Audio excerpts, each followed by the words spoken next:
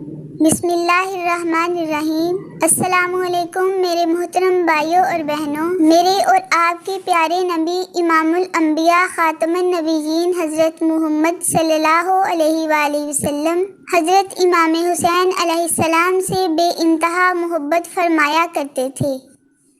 چنانچہ ایک دن حضور نبی رحمت صلی اللہ علیہ وآلہ وسلم نے حضرت امام حسین کو اپنی دائیں بازو پر اور اپنے بیٹے حضرت ابراہیم کو دوسرے بازو پر بٹھایا ہوا تھا کہ حضرت جبرائیل علیہ السلام تشریف لائی اور عرض کیا، اللہ تعالیٰ ان دونوں کو آپ کے یہاں اکٹھے نہ رہنے دے گا، ان میں سے ایک کو واپس بلا لے گا، اب ان میں سے آپ جسے چاہیں پسند فرما لیں۔ حضرت محمد صلی اللہ علیہ وآلہ وسلم نے فرمایا، اگر حسین واپس چلے جائیں تو ان کے غم میں حضرت فاطمہ تو زہرا سلام اللہ علیہا، حضرت علی علیہ السلام اور مجھے تکلیف ہوگی، اور اگر ابراہیم واپس چلے جائیں تو زیادہ علم میری ہی جان پر ٹوٹے گا، اس لیے مجھے اپنا ہی غم پسند ہے۔ اس واقعے کے 3 دن بعد حضرت ابراہیم رضی اللہ عنہ نے انتقال فرمایا۔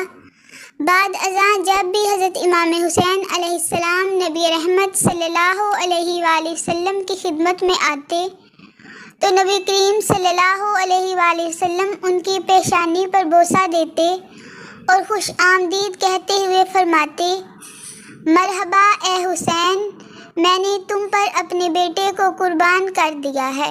عید کے دن امام حسین علیہ السلام نے حضور نبی رحمت صلی اللہ علیہ وآلہ وسلم کی بارگاہ میں عرض کیا، تمام بچوں کے پاس سواریاں ہیں اور میرے پاس سواری نہیں ہے۔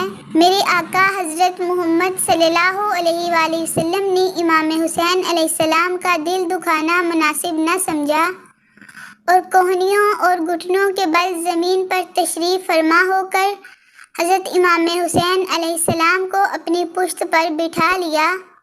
انہوں نے عرض کیا، دوسرے بچوں کی سواری کی تو لگام بھی ہے۔ حضور صلی اللہ علیہ وآلہ وسلم نے سرخ رنگ کا دھاگا منہ میں ڈال کر اس کے دونوں سرے امام حسین علیہ السلام کو پکڑا دیے کہ اس لگام سے کام لے لو۔ پھر حضرت امام حسین علیہ السلام جس طرف سے دھاگا کھینچتے، حضور نبی رحمت حضرت محمد صلی اللہ علیہ وآلہ وسلم ادھر ہی مڑ جاتے، جس سے حضرت داتا صاحب اس واقعے سے یہ نتیجہ نکالتے ہیں کہ نبی رحمت صلی اللہ علیہ وآلہ وسلم کی وہی مرضی ہے جو امام حسین علیہ السلام کی مرضی ہے۔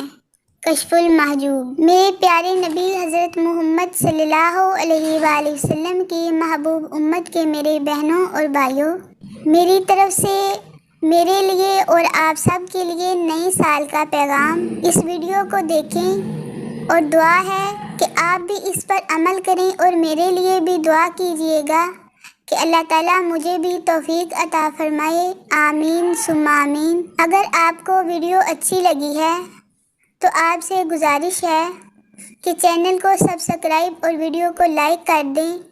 اللہ تعالیٰ آپ کو دنیا و آخرت میں بہترین کامیابی عطا فرمائے، آمین ثم آمین۔ اللہ حافظ۔